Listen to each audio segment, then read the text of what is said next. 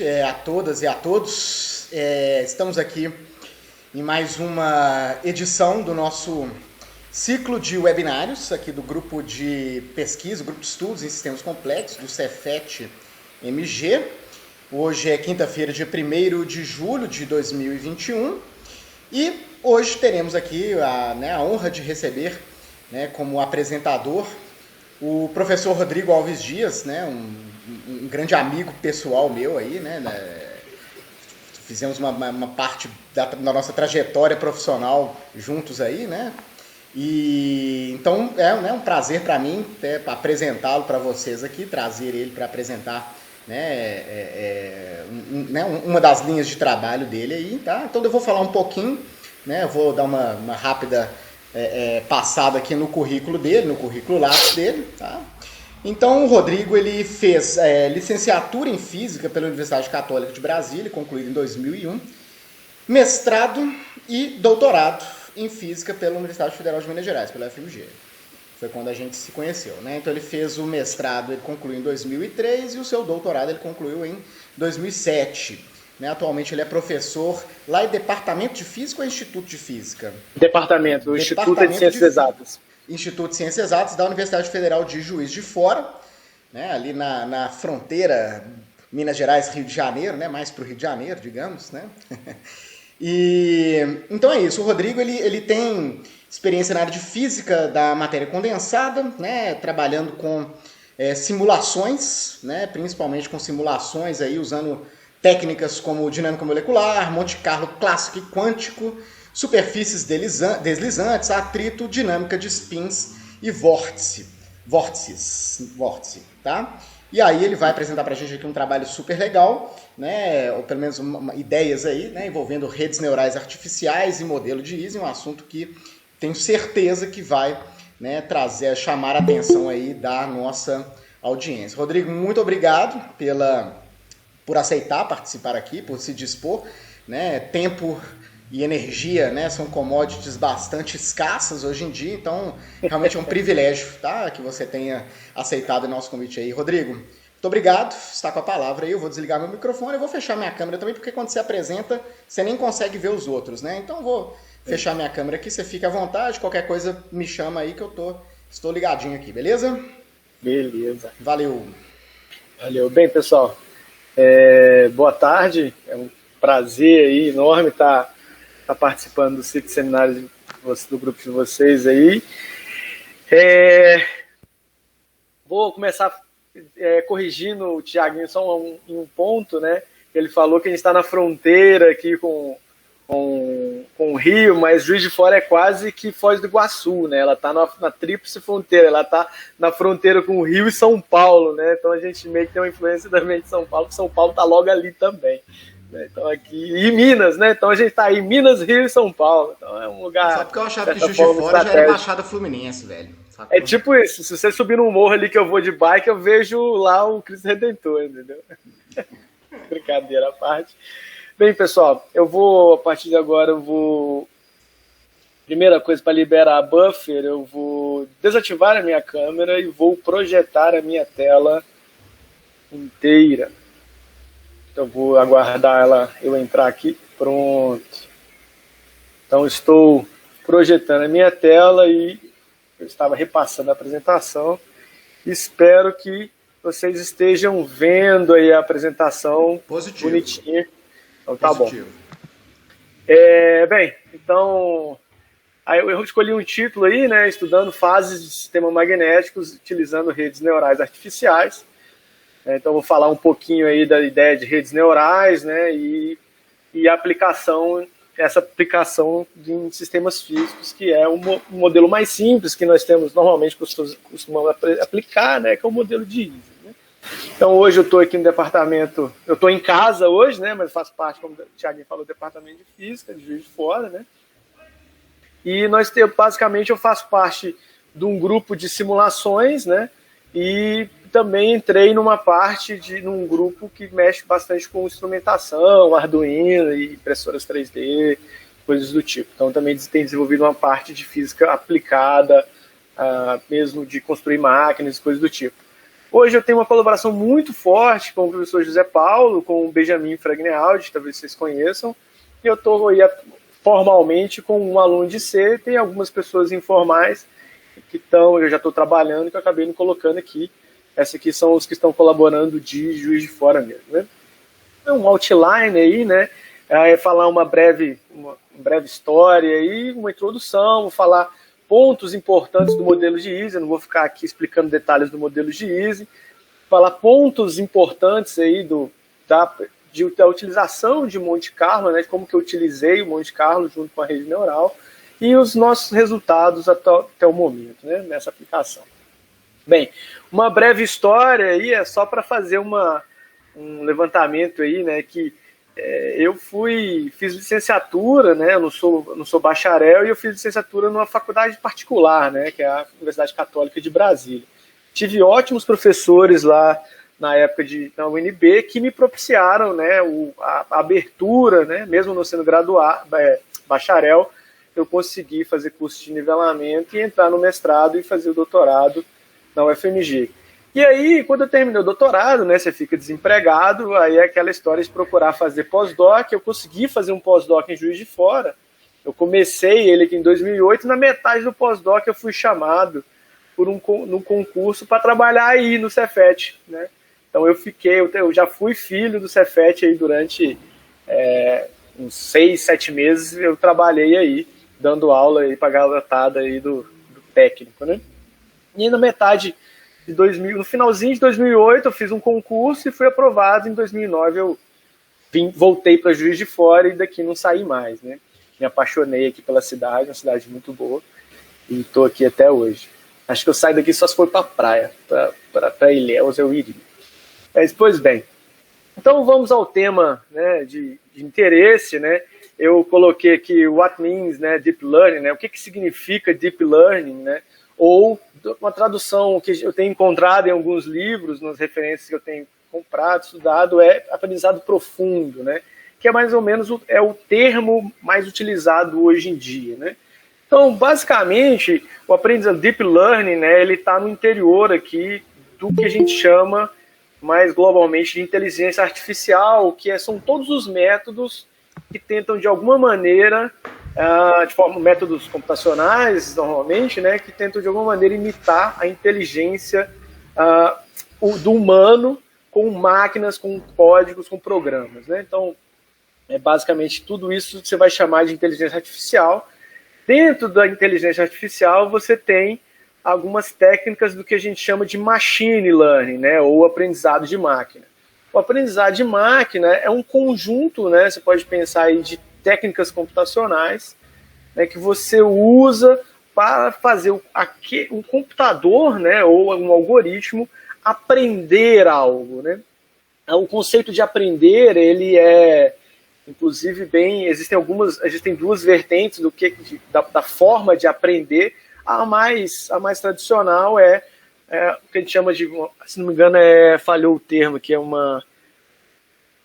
eu esqueci o termo, no livro ali ontem, mas é a que imita os seres humanos e que, de alguma maneira, armazena essa informação em uma memória, né? E essa memória, ela pode ser modificada, né? Então, o termo aprendizado vem mais ou menos do jeito como nós, seres humanos, somos, né?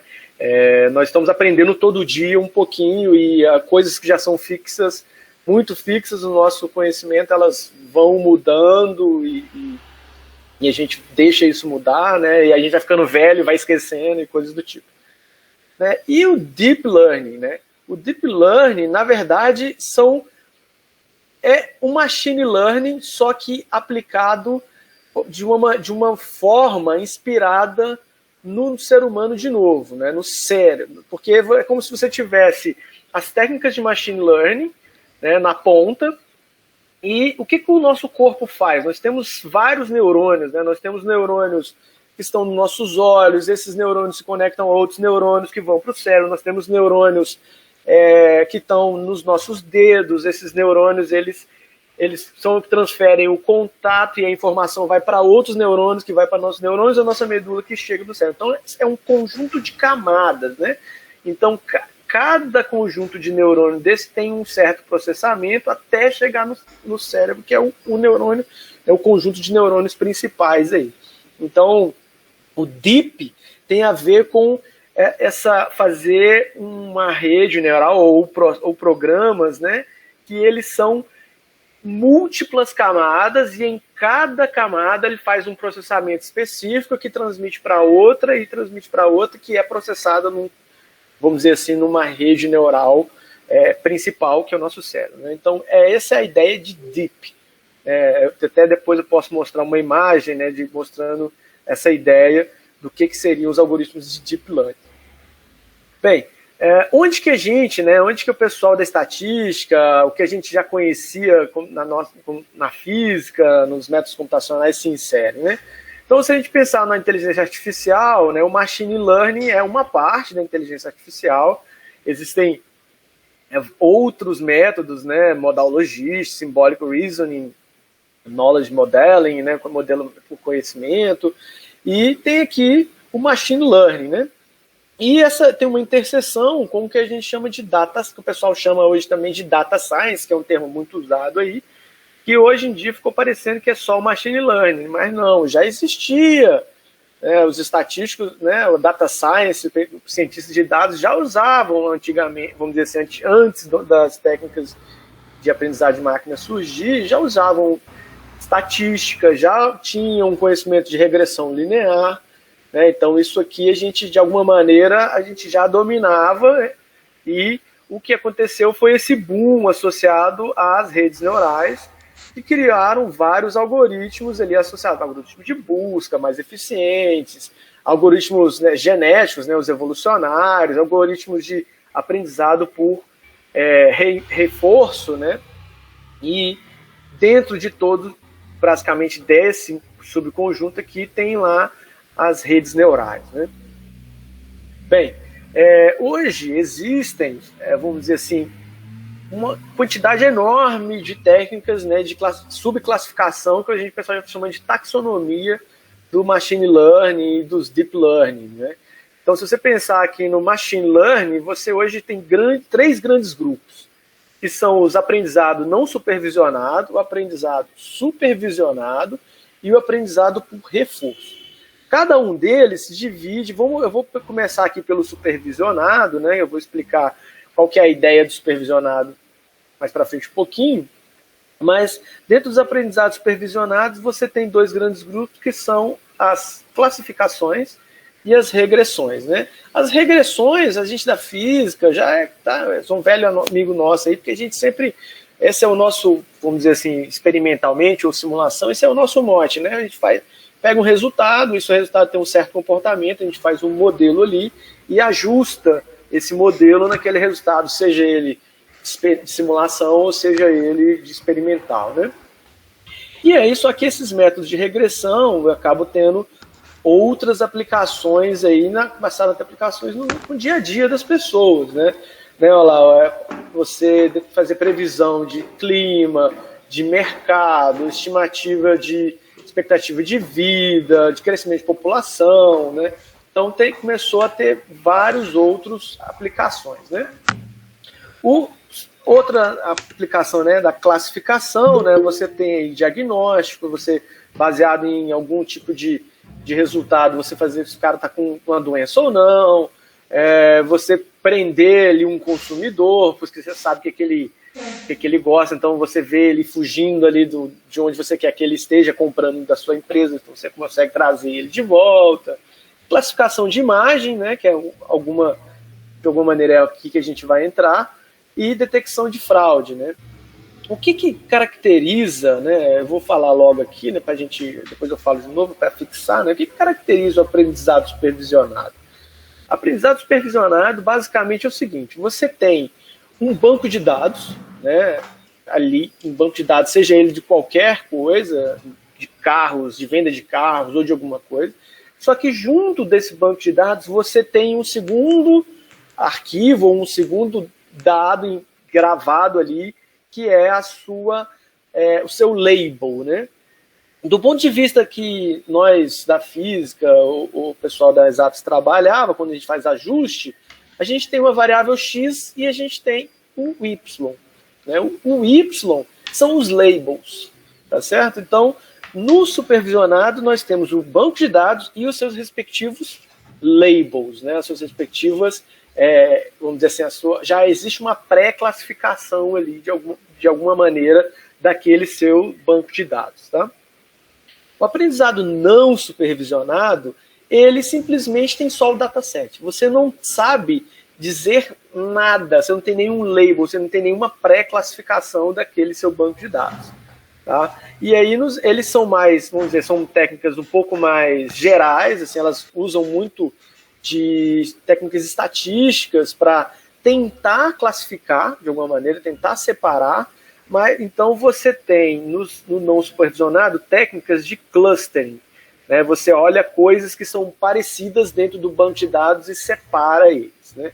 Então você tem aí, ó, separação de customers, né, de clientes aí de alguma maneira, estratégias de marketing, você pega um banco de dados lá enorme de clientes, você começa a agrupar eles, né, recomendação de sistemas para algum tipo de problema. Então você tem aplicações no mercado financeiro, né? Por isso o grande boom, o grande dinheiro, né? Essas coisas começaram a modificar a vida de todo mundo, né? Facebook e Instagram agora, TikTok, né? Todas essas coisas elas estão muito por aqui, né? E você tem aí uma outra grande área, né, dentro do não supervisionado, que é a redução de dimensão, né? Às vezes você tem um dataset, um banco de dados que tem tanta variável, mas tanta variável, que a dimensão, né, o espaço que você vai usar para tentar fazer um modelo naquele seu banco de dados é enorme.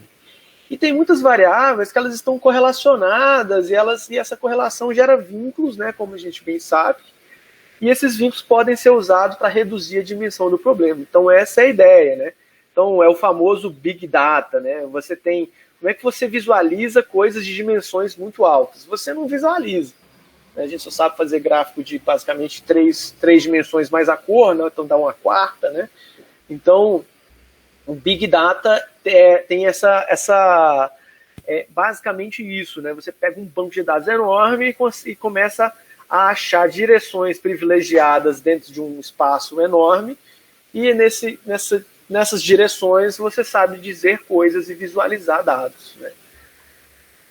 Compreensão, né? Meaningful Comprehension, né? Compreensão de informação ali dentro, achar descobrimento de estruturas ali dentro de um banco de dados, né? E elicitação, né? Esse aqui ficou pequeno. Você pegar e separar características, né? E por último aqui, né, o aprendizado por reforço, ele é uma máquina que não tem um banco de dados. O banco de dados, ele é a informação que chega on the fly quase, né? Então você pode pensar numa máquina que joga um jogo, né? Então, a princípio o jogo, você inicia ele, você não tem um banco de dados. A máquina, ela vai aprendendo o reforço do que vai acontecendo ali enquanto ela está funcionando. Né? Você pode pensar aí na aquisição de skills, né? De você ver se a pessoa aprendeu alguma coisa, né? Learning tests, aprendizado de tarefas. Tem muito a ver, né? Essa parte que está muito ligada com a navegação de robôs, né?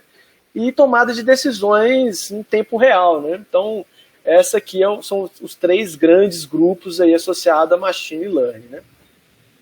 Como eu falei, o Deep Learning, você pode fazer dentro de cada uma dessa aqui, você fazer um modelo que é deep, né? Que é mais profundo, que tem mais camadas e coisas do tipo. Então, dentro de cada um desses subgrupos, pode nascer um outro grupo deep ali, mais profundo. Tá? Então, isso aqui, essa separação desses 3 grandes grupos é bem importante você ter em mente, dado por um problema que você está interessado em atacar. Tá? Bem, aí vem um lance, né? Assim, eu peguei essa imagem aqui de propósito, né? O que são neural networks, né? E aí eu coloquei aqui uma imagem de uma rede, né? E eu sei que o grupo aí, ele tem muito ligado com o estudo de redes, né? E aí vocês têm aqui essas redes scale free, a famosa rede small world, redes aleatórias, né? O que diferencia, né? essas redes de uma rede neural, né? Então aqui é um exemplo de uma rede neural. A diferença principal é a seguinte: na rede de estudo de redes tradicionais, basicamente você tem nós que se conectam e você estuda, pelo menos até onde eu me lembro, a conectividade, o quanto que uma informação, como que a informação flui de um lugar para o outro, lugares que tem um fluxo de informação muito alto e coisas do tipo. Mas você não tem nenhum lugar, até onde eu me lembro, né? Se alguém me corrige aí, se são mais, vamos dizer, especialistas aí depois sobre o assunto, de ter algum nó que seja privilegiado, a não ser que ele seja um mega hub, e aí ele tem muita conexão, e você vai olhar para ali, né?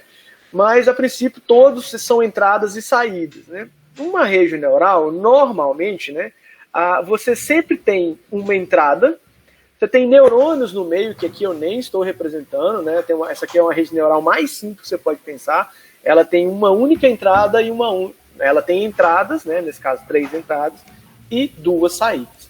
Então, rede neural, do ponto de vista do que eu vou falar hoje, essas redes neurais artificiais, tipo, elas sempre vão ter uma entrada e uma saída. Né? Você tem um input, nesse caso aqui você tem um carrinho que tem 3 sensores, que eles lendo a intensidade luminosa aí que está entrando.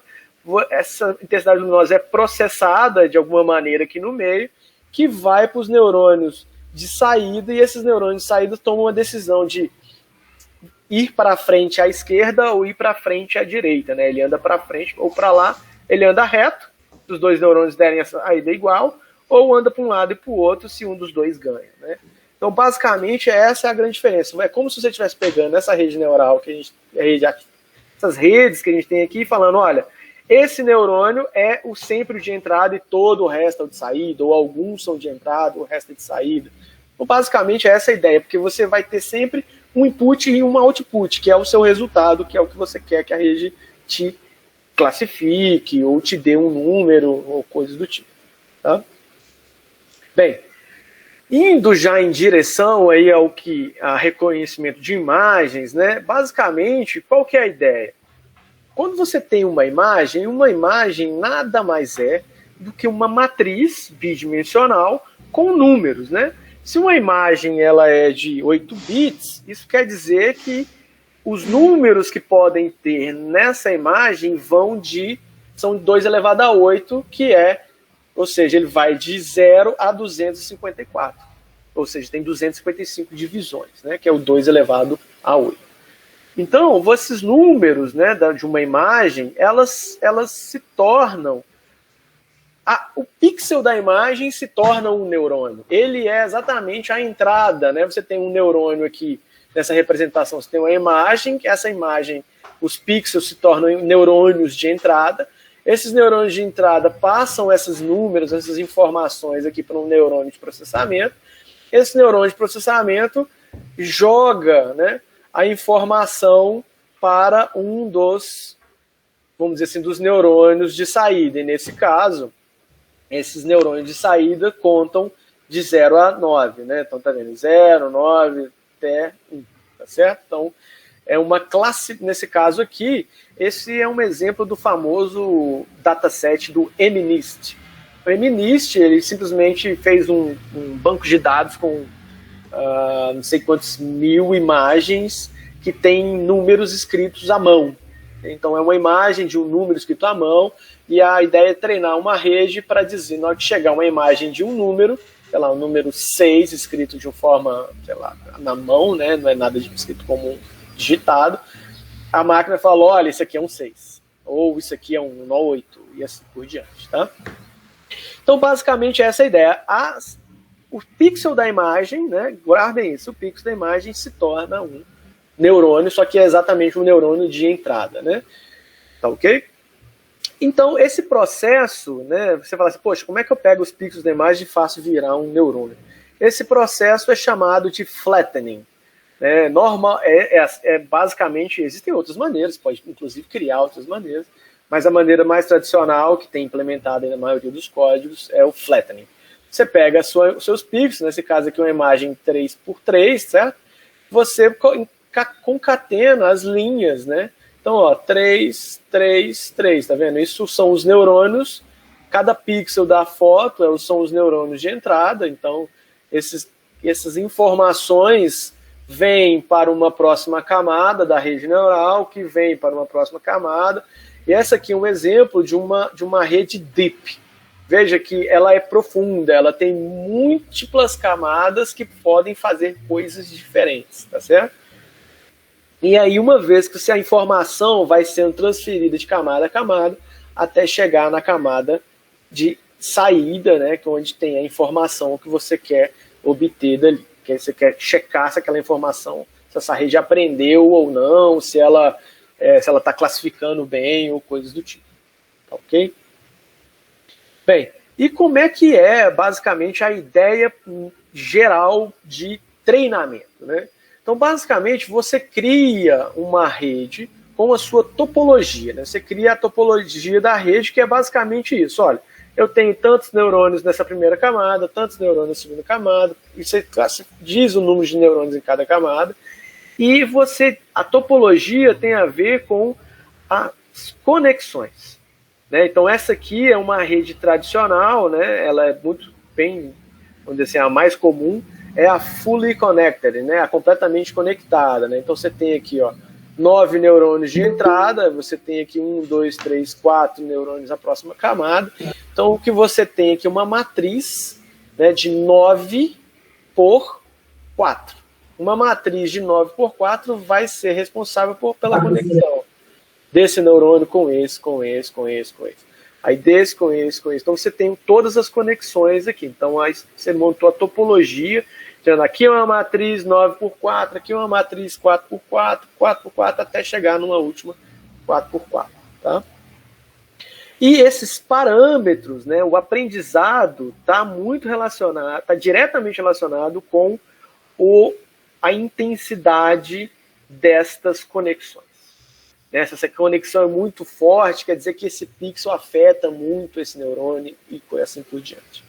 Tá? Então você cria essas conexões, seja ela usando algum método que te interessa ou lendo algum tipo de estrutura já conhecida, já armazenada ou aleatória, tá certo? Então, uma vez que você criou a topologia da sua rede, você seleciona uma parte, você pega o seu banco de dados que você quer estudar, aí você faz o quê?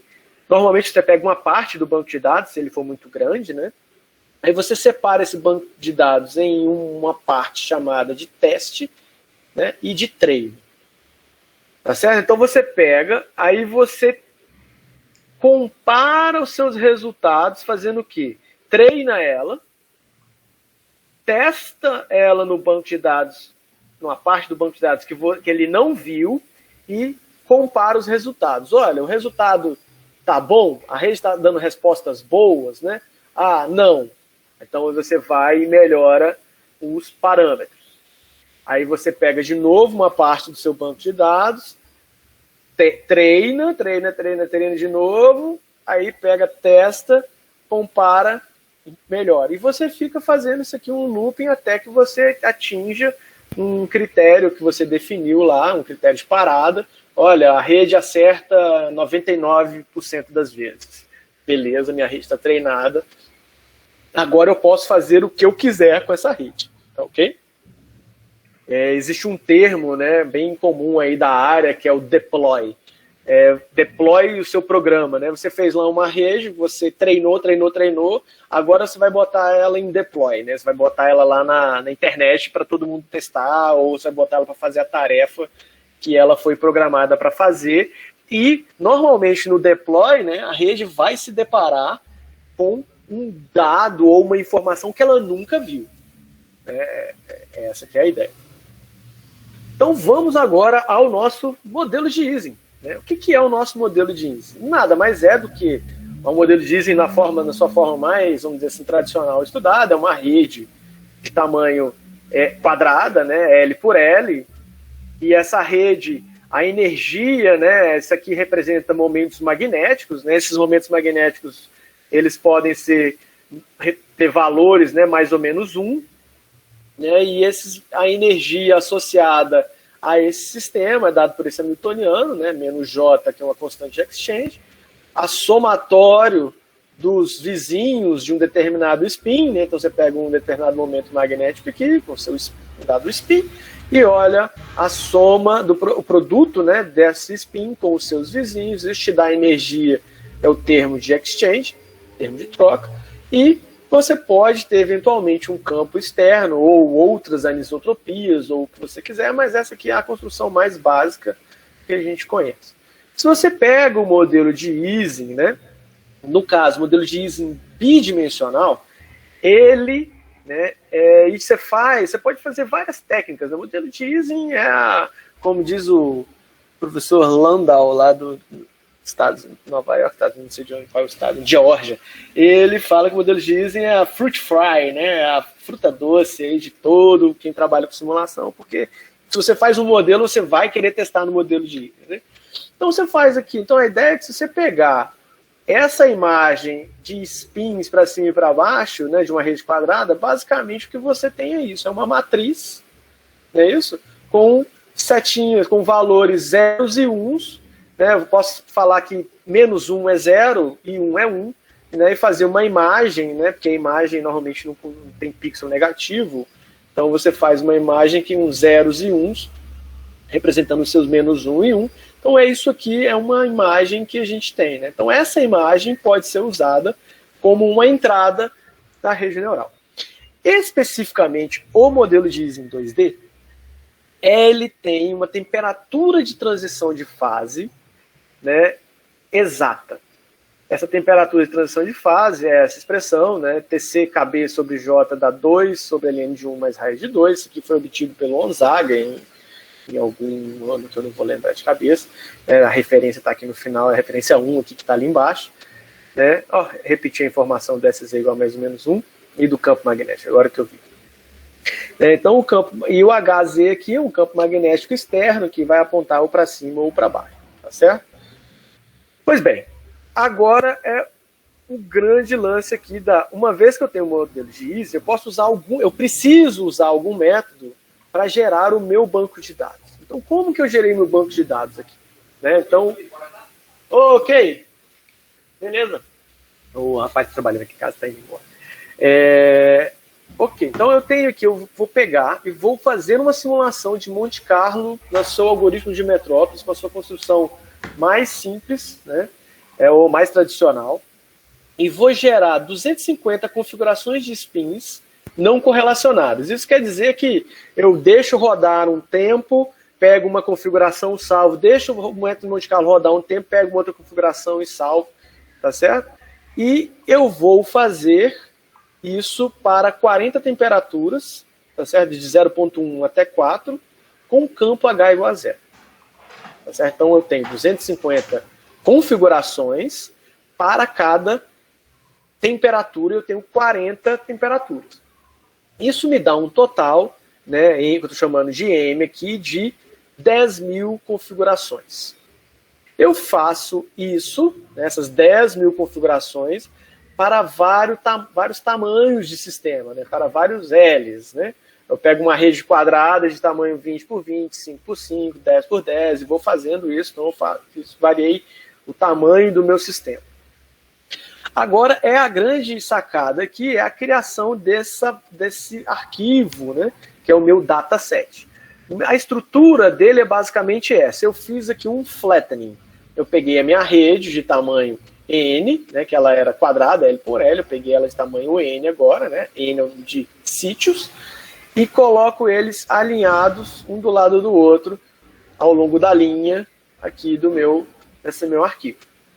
Tá certo? E vou colocando as várias linhas, no caso eu tenho 10.000 linhas de tamanho N. Então eu tenho uma matriz, que é o meu dataset, meu banco de dados, é uma matriz de tamanho N vezes N. Ok? Beleza. Então isso aqui é o meu dataset. Eu poderia usar um método não supervisionado em cima desse dataset? Sim. Inclusive existem referências, tem algumas referências, já que se procurar, até tenho se alguém precisar, de estudos desses datasets utilizando métodos não supervisionados, tá certo?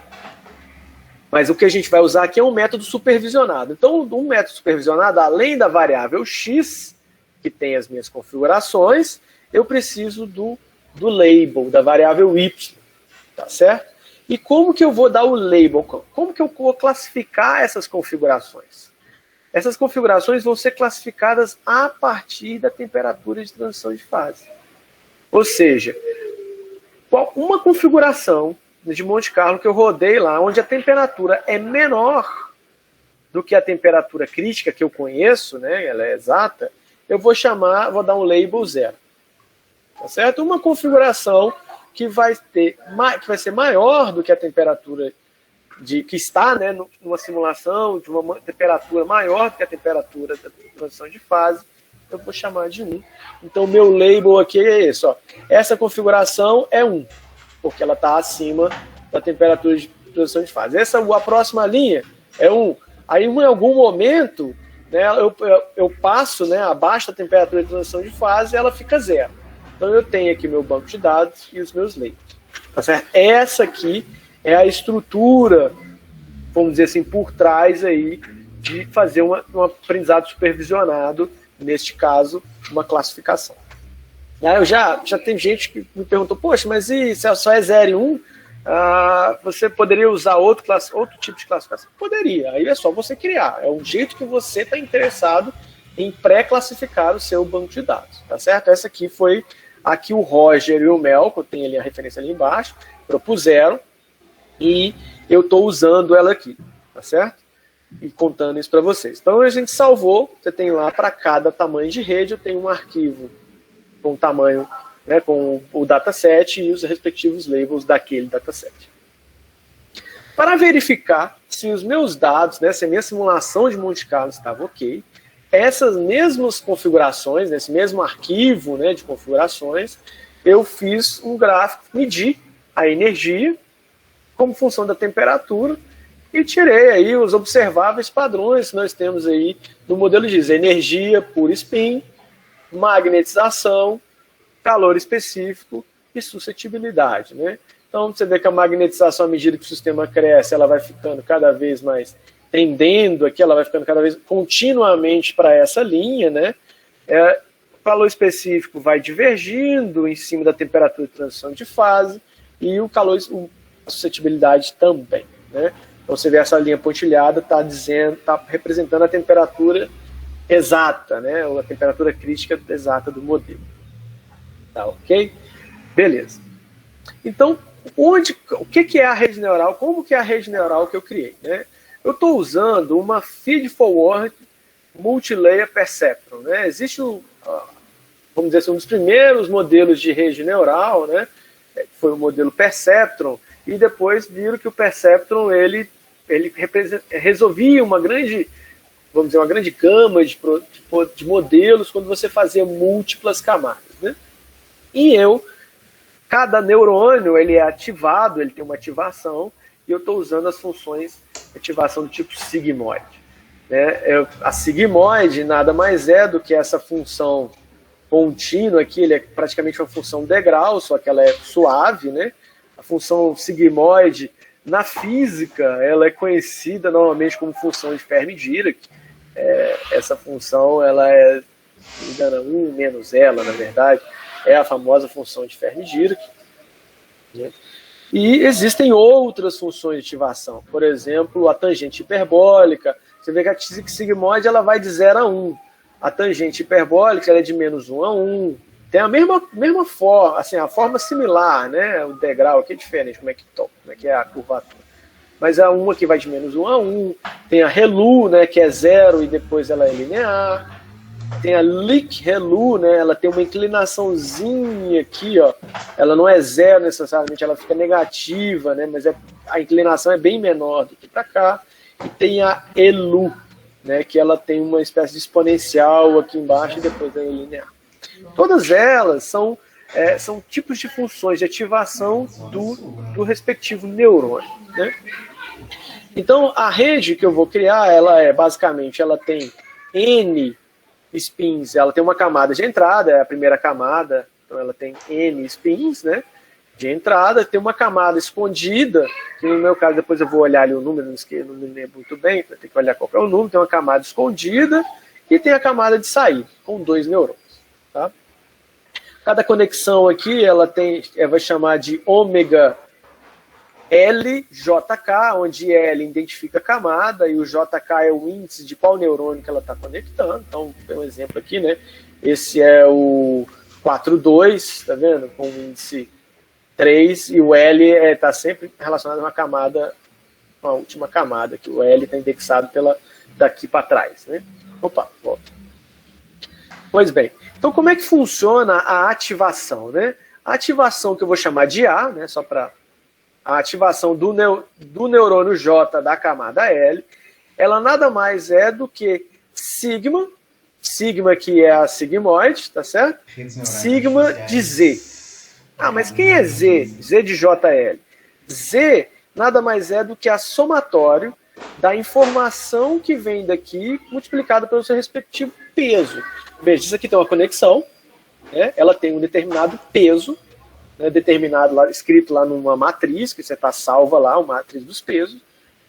Então você pega o valor desse neurônio, multiplica pelo peso mais o desse neurônio, multiplica pelo peso mais o desse neurônio, multiplica pelo peso, você vai somando isso, né? Essa somatória mais um bias. Todo neurônio, né, pode ter ou não um bias, né, que de alguma maneira diz onde que ele ativa. O bias é exatamente o zero aqui, ó, da sua sigmoide. O bias propicia que essa sigmoide vai para trás ou vai para frente. Né? No caso da ReLU, onde que começa a crescer linear? É exatamente em zero ou é mais um pouquinho para lá ou é um pouquinho para cá? Tá? O bias anda com a curva, de certa forma, o que ele faz é andar com a curva para frente e para trás. Tá? O bias é positivo ou negativo. Então, quem são os parâmetros de treinamento dessa rede? São os ômegas, né? Os ômegas são modificados, e os bias. Porque os As são funções dos valores de entrada. Então, você tem um dado conjunto de valores de entrada, você tem os pesos, você faz essa soma, né, com essas multiplicações, aí essa soma você joga na função de ativação. Veja que quando você joga isso na função de ativação, não importa, esse número pode dar 1 milhão. Se ele der 1 milhão, quanto que ele quer dizer que é 1 milhão na função sigmoide? Então ele dá 1. Tá certo? Então se der menos 1 milhão, ele dá 0. Então ele tem valores diferentes de 0 em torno aqui da função de ativação, em torno do regime aqui de funcionamento dessa sua função aqui. Tá? E uma vez que você tem essa rede, então veja, nada mais assim, eu gosto, né, que eu simplifico, de certa forma, a rede neural, porque, para mim, rede neural nada mais é do que álgebra linear, né? Você tem uma matriz e um vetor, né? Você faz a multiplicação da matriz e um vetor, mais um outro vetor, te dá um outro vetor. Aí você pega uma matriz vezes um vetor, te dá um outro vetor. Então você vai fazendo, de certa forma, isso é como se fosse multiplicação de matrizes, onde essas matrizes aqui, né, que são os ômegas e os vetores bias, eles são modificados de forma que, ao final, ele saiba classificar corretamente. Mas como que você diz que ele está classificando? Você sempre tem que ter uma função custo. Tá? A função custo é, de alguma maneira, como você confere, né? Como você checa. A função custo mais simples, né? Eu devia ter botado ela aqui, eu não botei porque é essa que eu uso, é a dos mínimos quadrados, né? Você tem um modelo para y igual a x mais b, e você tem o y, a função, o valor da função que você quer ajustar. Então você pega e faz a diferença do resultado da rede, menos o que deveria ser, eleva ao quadrado e soma. Se isso der 0, quer dizer que sua rede está acertando sempre. E existem outros tipos de função custo. Nesse caso aqui é a regressão logística. Esse aqui é um exemplo de regressão da função custo que é utilizado para fazer regressão, no caso regressão logística, que diz que o seu resultado ele é sempre entre 0 e 1. A saída desse neurônio tem que estar entre 0 e 1, sempre, ela vai estar entre 0 e 1, e ela vai sempre classificar olhando a probabilidade do sistema ser 0 ou ser 1. Esse 0 e 1 aqui na regressão logística representa a probabilidade. Tá? Então é uma funçãozinha relativamente complicada, mas Isso aqui é isso aqui que vamos dizer assim, que pondera o aprendizado. Tá? Então, como é que você faz realmente para aprender? O algoritmo mais utilizado é o famoso gradiente descendente, né? Você tem uma função custo, você calcula a variação da função custo, ΔC. Se a sua variação for igual a menos a uma constante vezes o gradiente, né, o módulo do gradiente ao quadrado dessa função C, você garante que a sua função custo vai ser minimizada. Toda vez que a sua variação da função custo seguir algo desse tipo, você garante que a sua função custo está indo em direção negativa. Então você pega lá a sua função custo, calcula o gradiente dela, né, e com esse cálculo do gradiente você propõe uma nova mudança. Né? Então basicamente você precisa calcular o gradiente de C, e ao fazer o gradiente de C, o que você tem que fazer, na verdade, o que você descobre, na verdade, é uma regra para a modificação dos ômegas e dos bias. Tá certo? Então você tem lá que o novo ômega vai ser menos zeta derivada da função custo com relação ao ômega. Você consegue resolver essa conta aqui. Aí você pega o novo bias, vai ser o bias setar menos um eta, esse eta aqui é um parâmetro, né? Se ele for muito grande, você dá saltos grandes, se ele for muito pequeno, você dá saltos muito pequenos. E muitas vezes a ciência do seu algoritmo aprender rápido ou devagar tem a ver com esse eta. Então tem algoritmos que fazem esse eta variável, no início é grande, depois fica pequeno. Tem uma série de, vamos dizer assim, de métodos que modificam um pouco o gradiente descendente, mas todos são métodos de minimização. Existem, inclusive, uns métodos que usam como se fosse lei de Newton. Você faz uma minimização, você usa para variação dos parâmetros, utilizar a lei de Newton, do tipo de calcular, você define lá um momento e uma velocidade e uma posição e evolui isso. Então você tem aqui uma regra para mudança dos ômegas, uma regra para mudança dos bytes. De maneira geral, o pessoal conseguiu resumir, né? Existe um dos métodos mais utilizados chamado de backpropagation. Qual que é a ideia? Você chuta parâmetros. Perfeito. Aí você chutou parâmetros, você dá uma entrada na rede, dá um valor, bota aqui uma entrada, bota uma imagem, né? Uma configuração do modelo de Easy. Aí essa imagem você faz toda a propagação, né? Multiplica as matrizes, novas ativações, multiplica as matrizes, novas ativações, saídas. Com as saídas, você consegue calcular o erro, que é esse erro delta Lzão L, que é o Lzão aqui é o último, vamos dizer assim, a última camada, o erro, né, na última camada. Você calculou o delta L. Para isso, você precisa de calcular a derivada da função custo, você precisa saber da sigmoide, coisa do tipo. Né, esse pontinho aqui é chamado de produto Hadamard. Né, então, a gente pode olhar aí na literatura o que é o produto Hadamard. Mas então você calculou o erro em cada neurônio na última camada. Então você tem um erro nessa. O erro da última camada pode ser propagado, né, e essa que é a ideia. Você faz uma regra da cadeia, basicamente, tá? Eu tenho a referência para a conta, como é feito, mas você pega esse erro daqui e propaga esse erro para a camada anterior, porque você só sabe calcular erro na camada final, porque você sabe o que deveria ser. Você tem o Y é que entra aqui. O Y é, dada a resposta da rede, você calcula o erro fazendo o quê?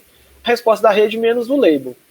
Se o label não está batendo, né, você consegue fazer, através desse deltazinho L, calcular o erro da camada L.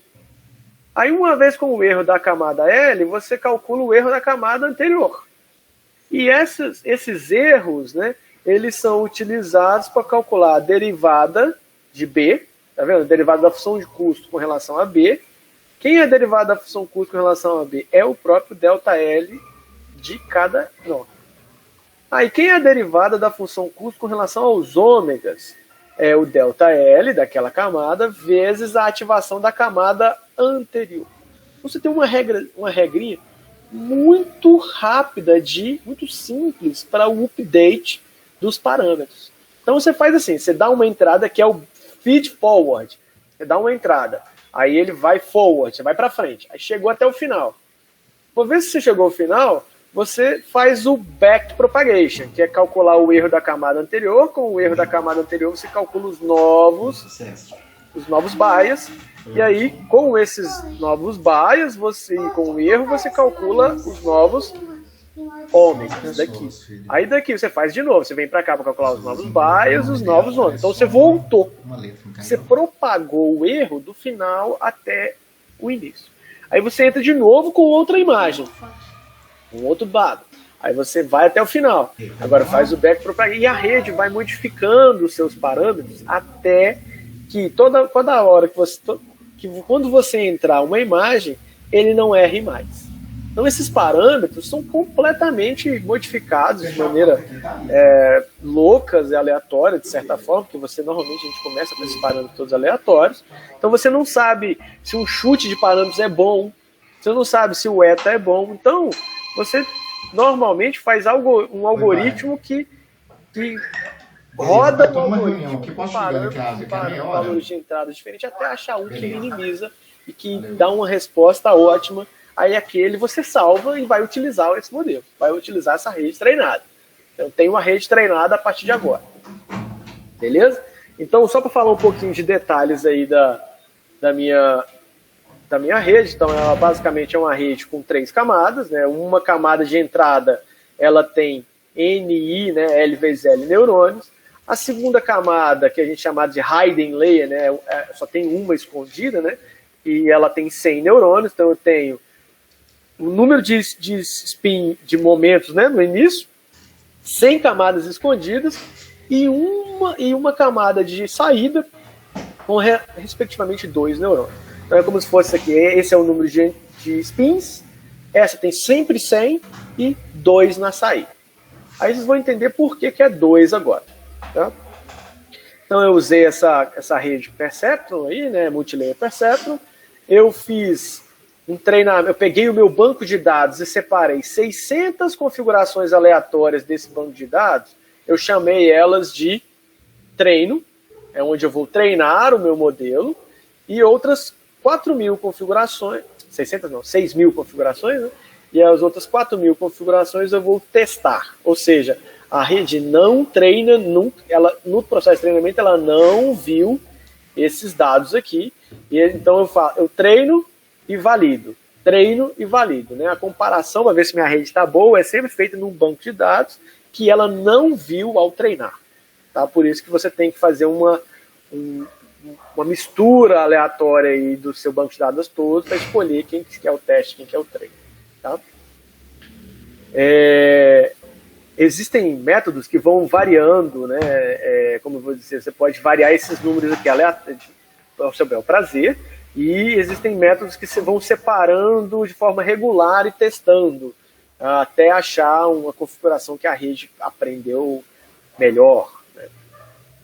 Pois bem, então vamos lá a uma resposta da minha rede. A minha rede tem só 2 neurônios, então um neurônio eu vou chamar de neurônio de alta e neurônio de baixa.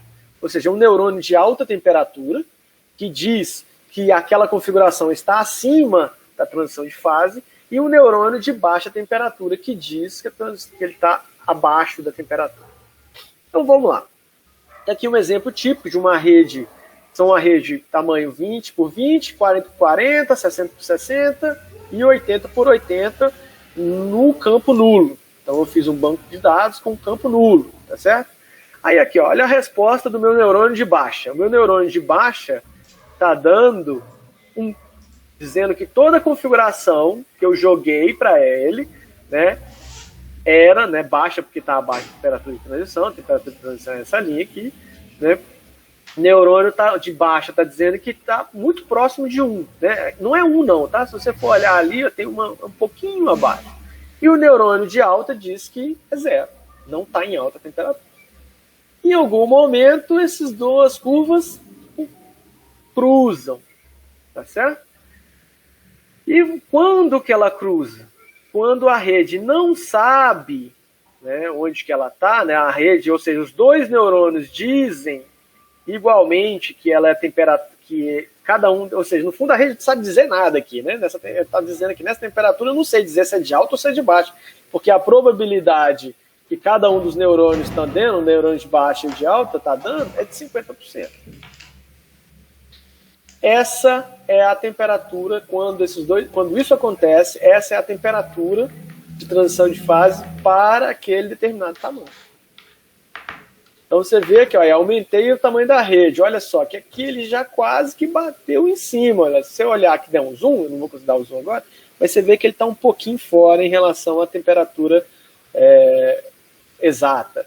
Aqui, ele vai tendendo, você vê, a rede já é tamanho 60, ele já praticamente está em cima aqui, né? Você vê que quando a rede faz essa transição aí, né, de que ela não sabe dizer o que é, basicamente nesse ponto você identificou a temperatura de transição de fase.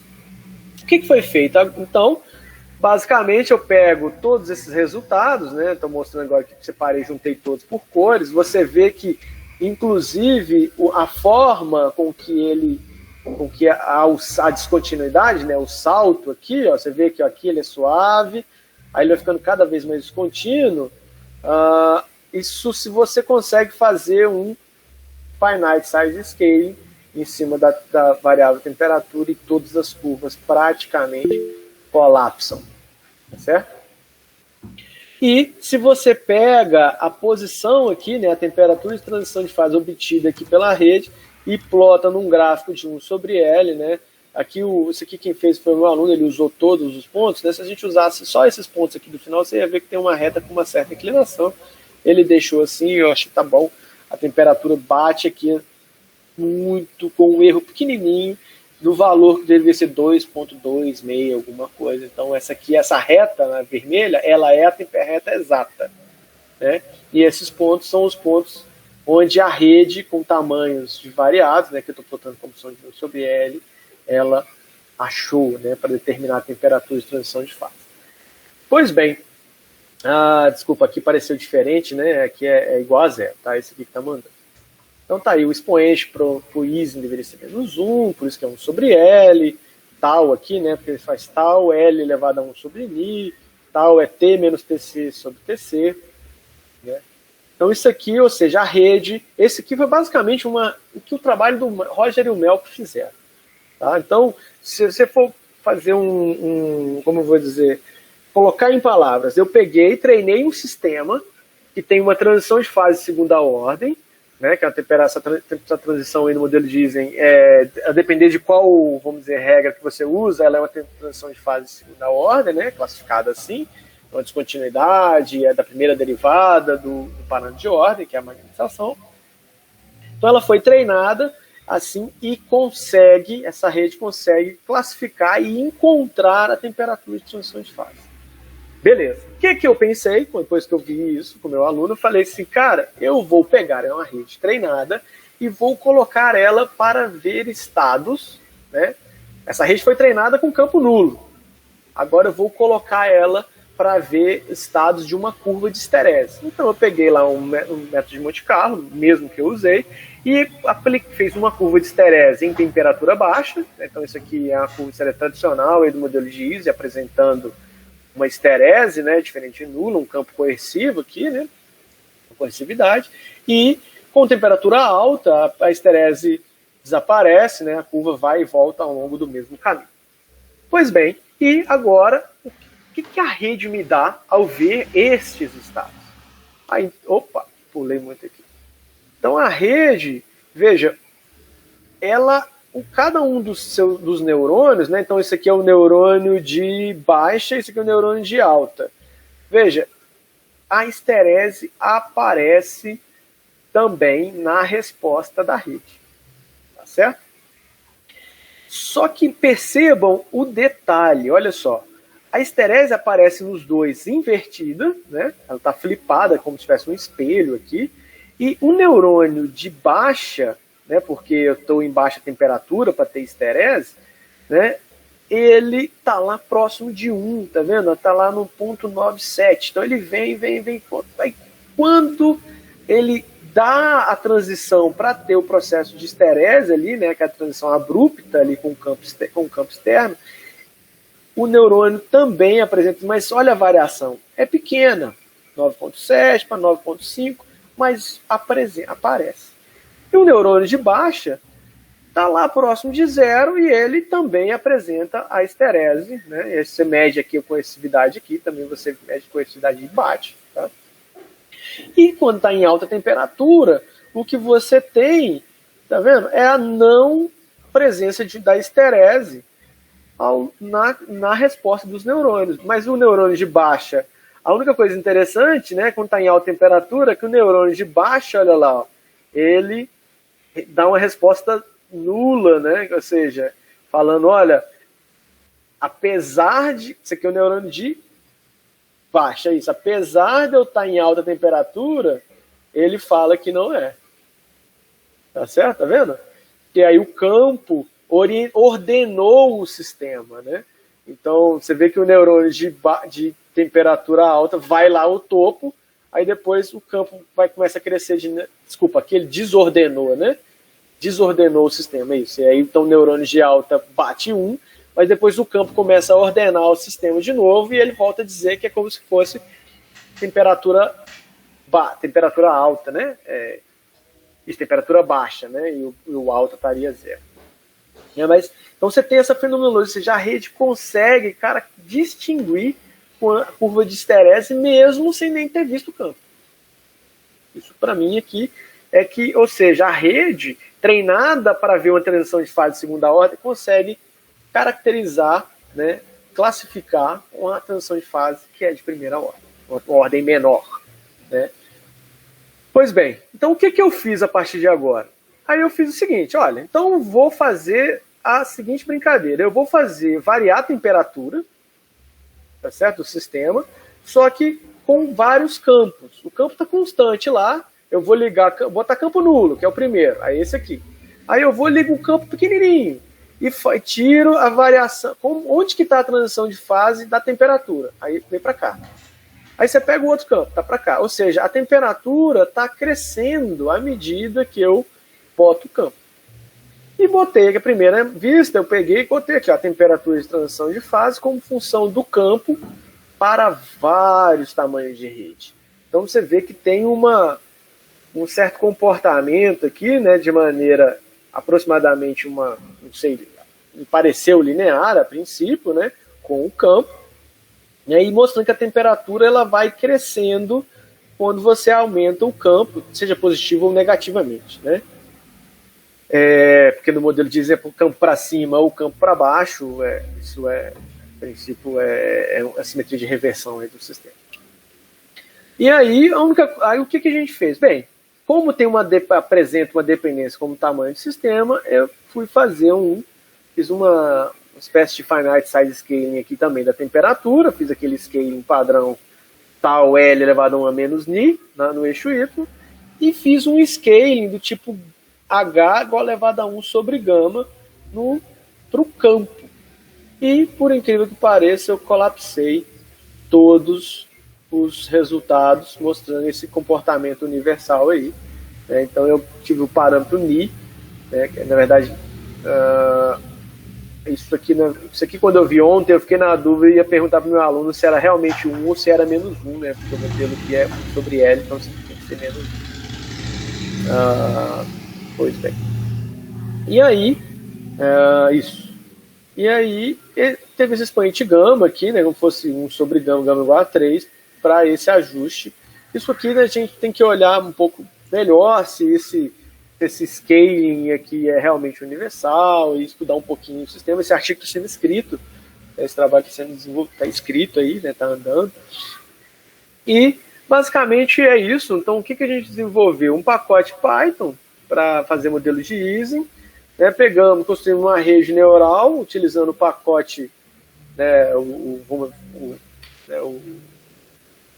workflow, né, workflow lá, né, o pessoal chama o pacote, tem um nome específico que me fugiu agora, o TensorFlow, que é o pacote de rede neural da Google, né, existe o PyTorch, que é o do Facebook, existem alguns aí no mercado, disponíveis, são todos eles em Python, tem algumas iniciativas em Fortran, e aplicamos a ideia, né, de ver se essa rede, qual que era a resposta dela, né, quando ela ia fazer, no fundo, que eu fiz o deploy do meu modelo para classificação de outros estados diferentes daquele, né, que ele foi utilizado para treinar, né?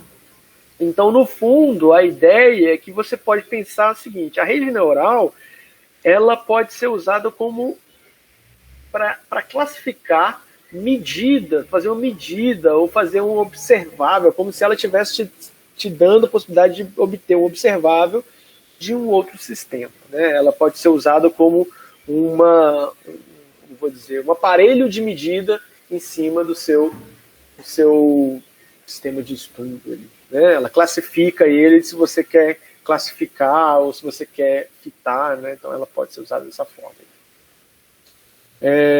Isso. E neste caso específico, a rede neural ela conseguiu classificar uma transição de primeira ordem, mesmo não sendo treinada para isso. Ela foi treinada para determinar a transição de fase uma ordem de transições do tipo segunda ordem, né? Tipo ordem e desordem. Né? Então tem aqui algumas referências, né? A própria referência aí do Juan Castilho e do Roger Melk, né? Machine Learning Phases of Matter, né? Ele pode ser um Nature, isso aqui tem no Archive também tem esse arquivo, um link aí para o TensorFlow, e é isso aí, galera. Isso era o que eu preparei aí para falar para vocês hoje. Beleza, Rodrigo, muito obrigado. Vamos abrir os microfones aí, agradecer. Acho que eu quero fazer uma pergunta. Beleza. Vamos então abrir aqui a sessão de... Vou abrir meu vídeo. Isso aí. Rodrigo, muito obrigado, valeu. Viu? Eu gostei bastante da sua apresentação. Tentei ser o mais didático possível. Não, foi. Eu achei bem interessante a forma como você estruturou, né? Dando uma visão geral, né? Do que é, né? Essa ferramenta tão versátil e poderosa, né? Deu para ver que realmente é um negócio...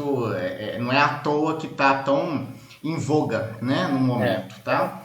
E eu acho assim, eu realmente me chama muito a atenção, né? Eu fico muito impressionado quando eu penso, né, que um conjunto de regras, né, determinísticas, né, com um conjunto de regras determinísticas você consegue construir, né, uma forma de processar conhecimento, né? Então realmente isso é um negócio impressionante, né? Eu acho, né?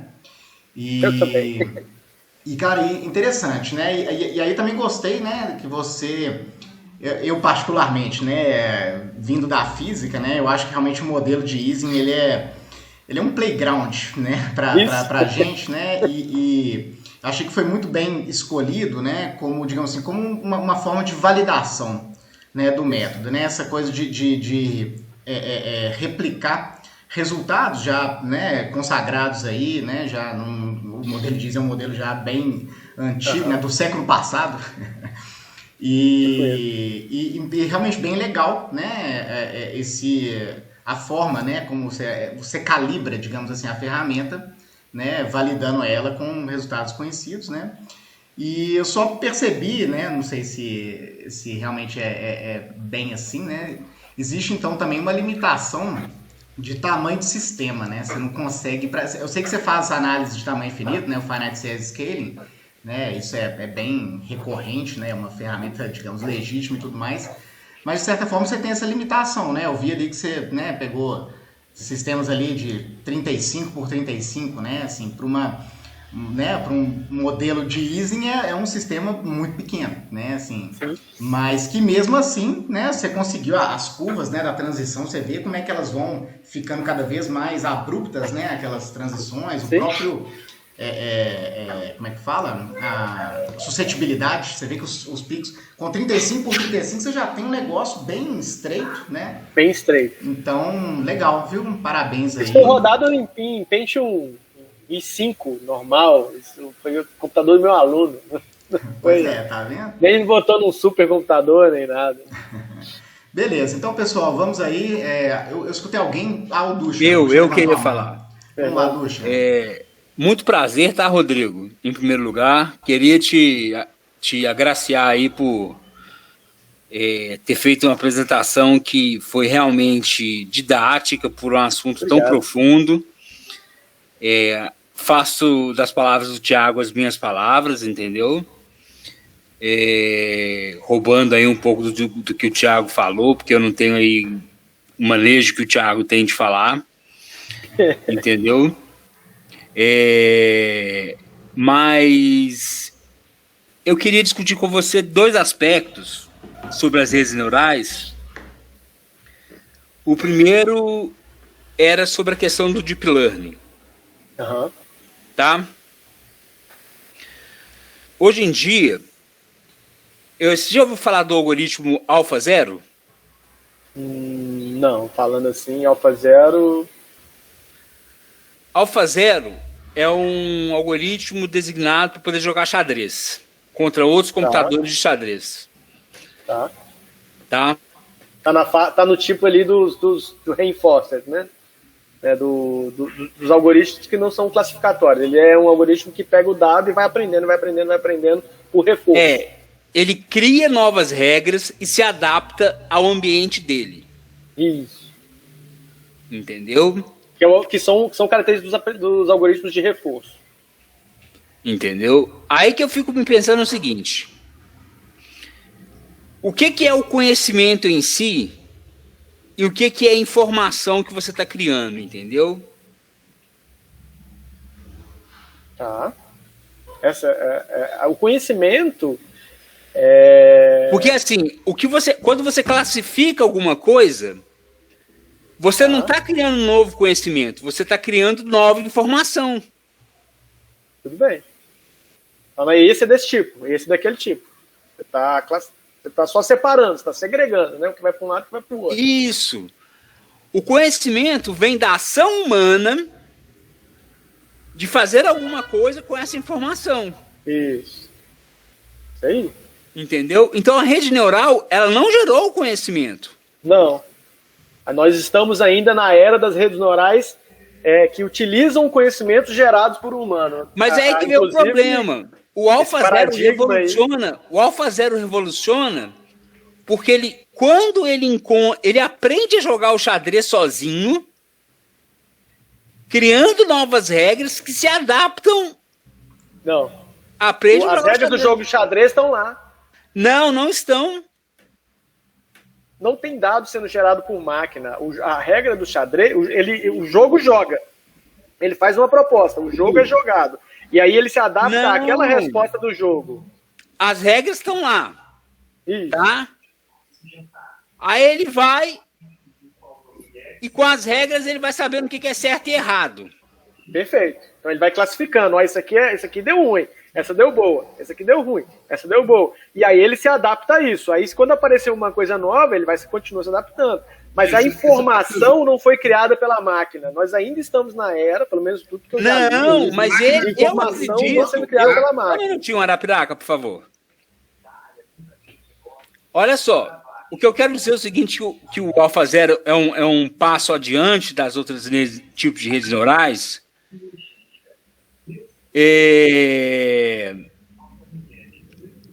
Por causa da seguinte questão. Ele conseguiu bater simplesmente todos os softwares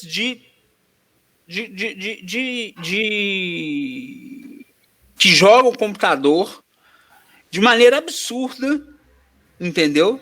Uhum. Saca? Ele é uma máquina deep, né? Ele é uma máquina que consegue se adaptar bem, né? Entendeu? E ele consegue se adaptar ao que o outro cara tá fazendo. Sim. Mas ela não tá gerando informação.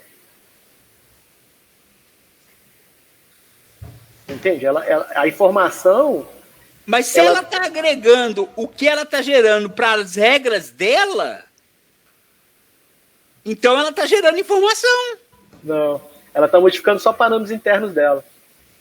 Porque gerar informação é gerar um novo jogo. Gerar novas regras do jogo. As regras do jogo ela não mudou. Ela só está jogando dentro dela. Só está gerando novo. Então, o que você está dizendo é o seguinte: já está simplesmente modificando os parâmetros para acertar 100%, 99,9999 vezes das vezes. Ela não gerou informação nova, ela não gerou conhecimento. Porque ela continua jogando dentro das regras do jogo. Ela não gerou um novo jogo, onde ela vai agora... É tipo... É o nosso Exterminador do Futuro, entende? Ainda não passamos para essa fase, onde a máquina fala assim, o ser humano não é mais necessário. Tipo isso. Aí ela tá eu tenho outra pergunta, que é sobre o que você escolheu, sobre o tamanho do que você escolheu para poder treinar e sobre o tamanho do que você escolheu para poder usar como amostra de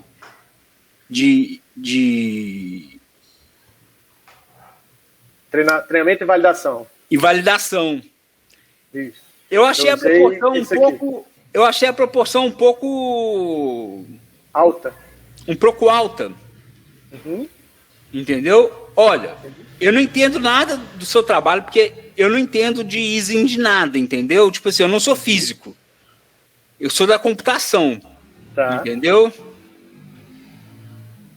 Mas eu entendo que pode ter havido no seu trabalho um pouco de overfitting.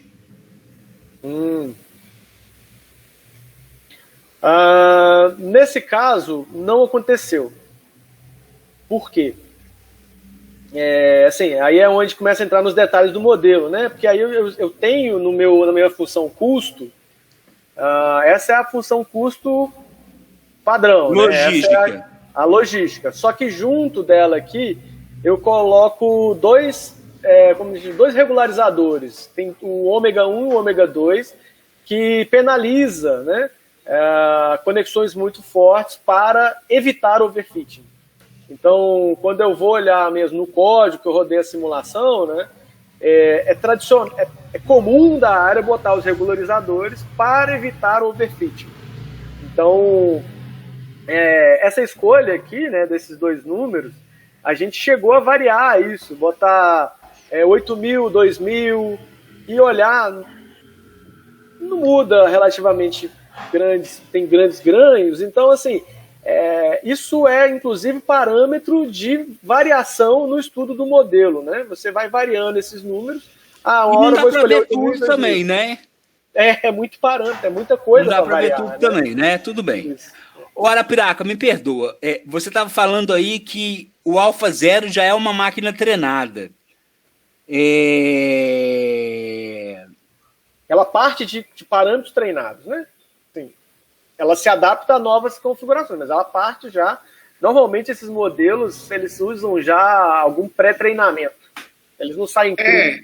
Porque eu uso essas máquinas de xadrez e elas não são só para xadrez, né? Xadrez e Go, né? E Go é muito pior que xadrez, né? Porque o nível de possibilidades em Go é muito grande. Pior. Tanto que eu até parei de tentar jogar Go, porque eu achei que eu ia ficar louco jogando Go, entendeu? Aí eu tô só com xadrez. Essas máquinas, realmente, elas têm atingido um poderio muito violento.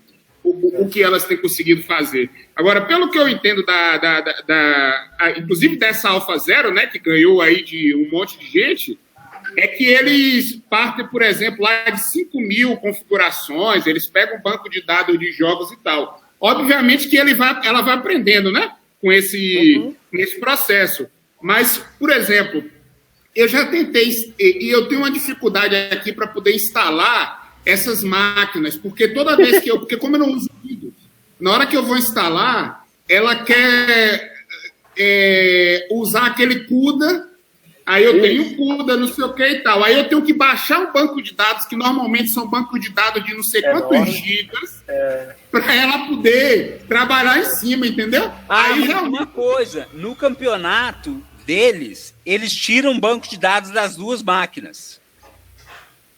Aí eu não sei. O que eu entendo dessas máquinas é isso, é que elas jogam a partir de alguma coisa Por exemplo, o Houdini usa o banco de dados, mas quando ele foi jogar contra o AlphaZero, ele tiraram o banco de dados do Houdini.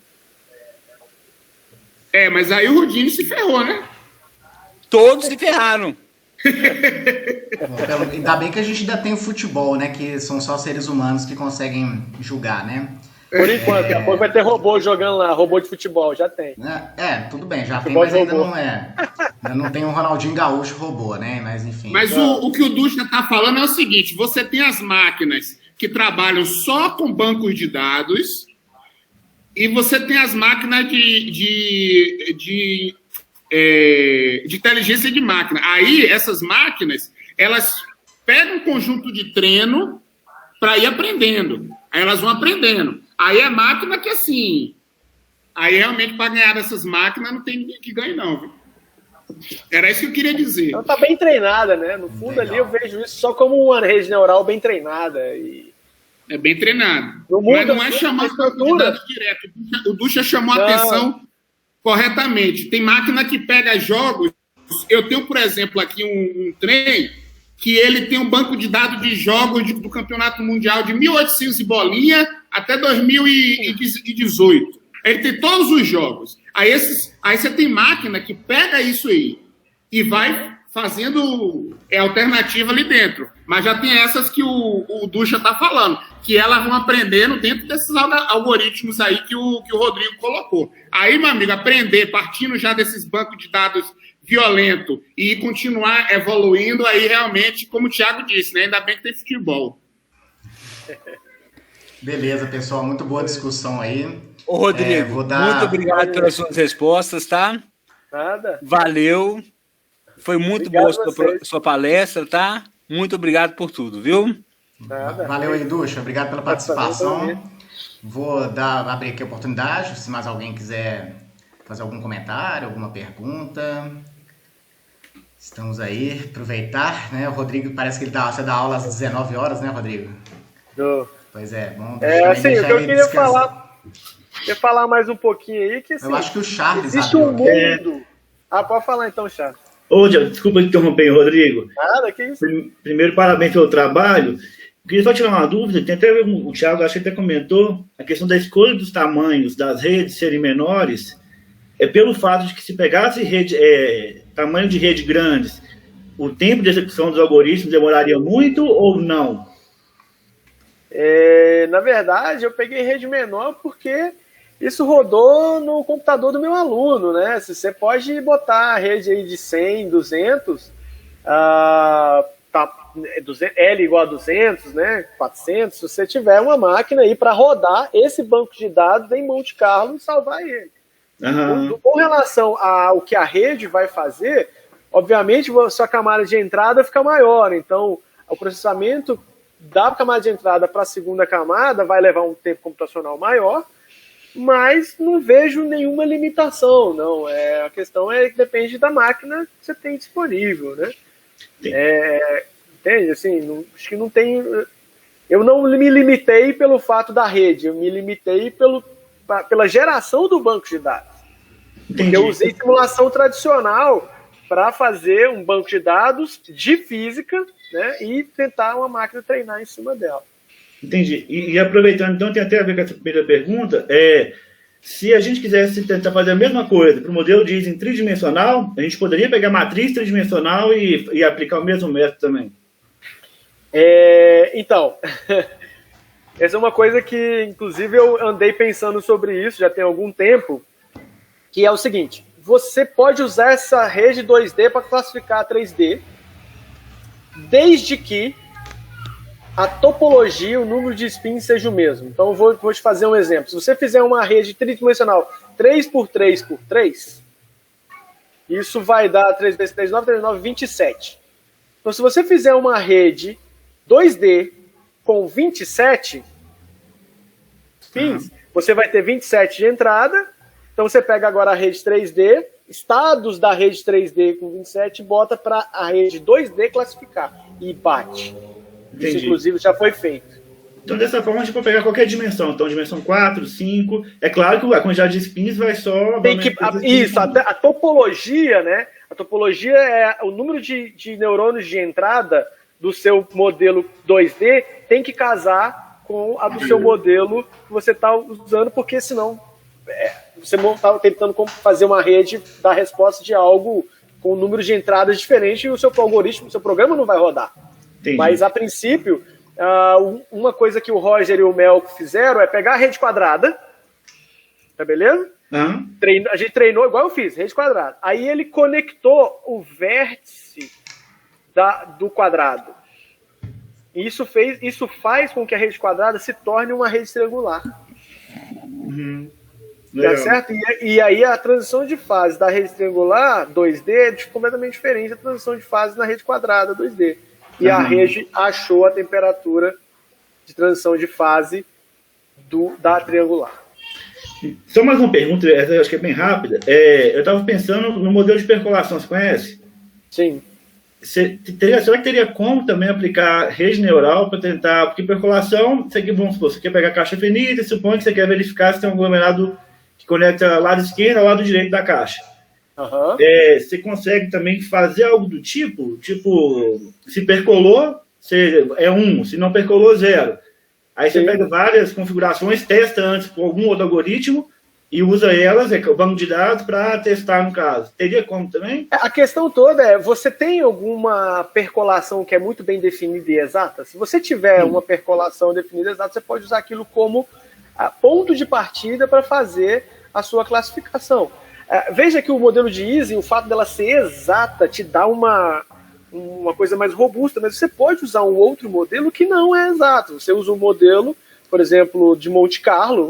No Monte Carlo, de uma rede 3D ou de um modelo de percolação, essa aqui é o parâmetro, vamos dizer, um parâmetro densidade de percolação, né? Uhum. Aí você vai para um outro sistema mais complexo, com o hamiltoniano mais complexo ali, e usa aquele parâmetro do mais simples, onde você tem uma robustez sobre aquele número maior, né? Você conseguiu testar melhor aquilo, para classificar um outro que é maior e você não tem uma certeza sobre ele. Essa que é a ideia. Veja, você tem que criar o label. Uhum. A criação do label ela é fundamental desse tipo de abordagem supervisionada. Uma vez que você criou o label, aí você usa essa máquina treinada para dar respostas em outras coisas que ela não viu. Okay. Essa que é a ideia básica ali. Ô Charles, eu acho que, assim, por analogia, eu acho que em termos da metodologia, eu acho que deve encaixar certinho em percolação. Desculpe, já, é que percolação, se você pega uma configuração em que percola, se você modificar, dependendo da configuração, você modifica o estado de um sítio, já não percola. Isso. No caso do modelo de Ising, já é um pouco, vamos dizer, nesse teste que o Rodrigo fez, se você modifica o estado de um sítio, por exemplo, de um spin, no caso, uma configuração, você já não vai mudar tanto a energia, a magnetização e por aí vai. Minha dúvida é nesse fato de que um sítio apenas se você modificar, você já vai mudar o label, no caso, se percolou ou não percolou. Entendi. O Charles, eu queria, inclusive, é um trabalho, uma ideia que já tive há um tempo, né? Porque um dos primeiros modelos que eu estudei, uma vez que eu estudei modelo de Ising, eu estudei aquele Quenched Model, onde você bota o sítio ele é ativo ou não, né? É um modelo de Ising, só que em alguns sítios você diz que é 0 ou não. Zero, e isso está rígido, e você vai mudando essa densidade de zeros. Então, ou seja, você continua tendo uma rede de modelo de Ising, você continua tendo... A diferença é que agora alguns são 0 durante o treinamento, né? Durante a evolução do método Monte Carlo. Pega essa rede e joga a resposta dela lá na rede neural para ver o que ela faz. Essa rede neural, inclusive, eu queria testar porque essa é ela já está treinada, a gente já entende muito bem como é que ela se comporta. Queria ver qual que é a resposta de estados vindo de uma simulação de Monte Carlo Quenched, mediante classificados por essa rede que a gente, que o Roger e eu já estamos trabalhando, entendeu? Uhum. Legal. E existem outras metodologias que você pode fazer analogia entre modelos de Ising em vários modelos, né? Então, isso dá para transferir de maneira bem simples.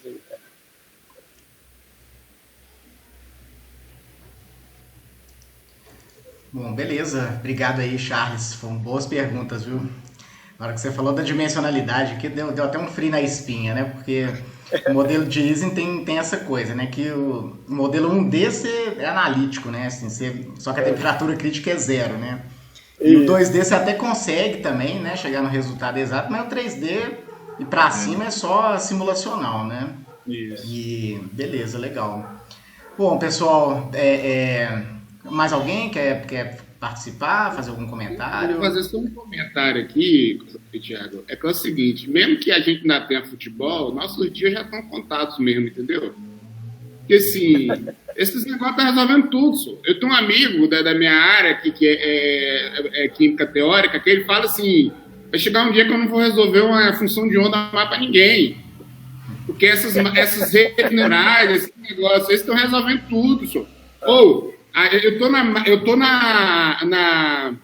no comitê local do Simpósio Brasileiro de Química Teórica, 2021 agora, vai ter uma sessão especial só sobre aplicações de aprendizado de máquina e inteligência artificial em química teórica, em física atômica molecular. Ou seja, esse negócio aí, o Charles perguntou, né? Dá para fazer isso, aquilo, pelo que eu estou vendo, dá para fazer tudo.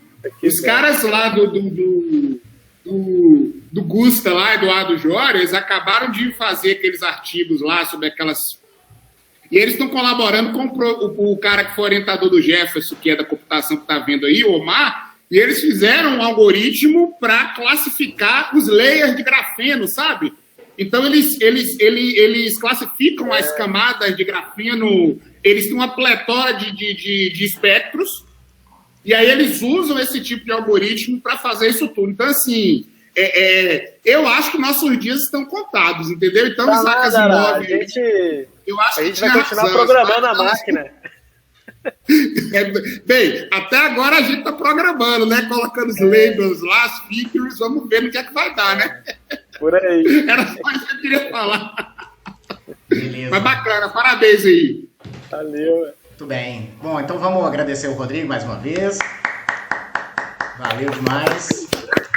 Muito obrigado, Rodrigo, pela participação, pela audiência também, os nossos espectadores. E beleza, pessoal, valeu. Semana que vem tem mais. Eu vou mandando aí a programação para vocês aí, beleza? Valeu, Rodrigo. Um grande abraço, velho. Tudo de bom. Um abraço. Precisando aí, se alguém quiser fazer algum trabalho junto, colaborar, tamo junto. Só falar. Valeu. Boa noite, gente. Boa noite.